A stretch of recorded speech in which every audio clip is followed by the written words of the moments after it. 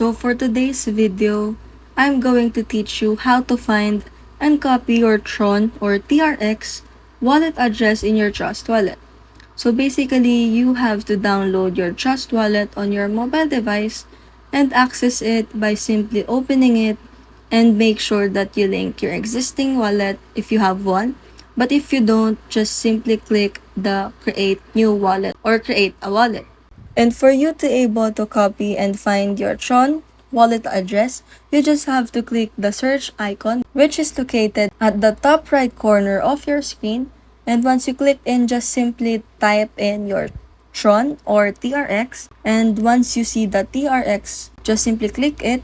And if you wanted to receive Tron coin or TRX on your Trust wallet, just simply click the receive button. And then once you click in the receive button, you will automatically find your unique alphanumeric wallet address of your Tron, as well as the QR code of it, so you can scan it or even copy and paste the wallet address of it to another exchanger.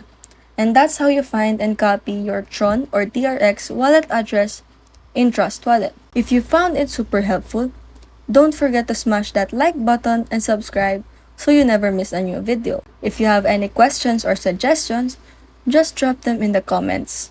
Stay awesome, keep learning, and I'll see you in the next one.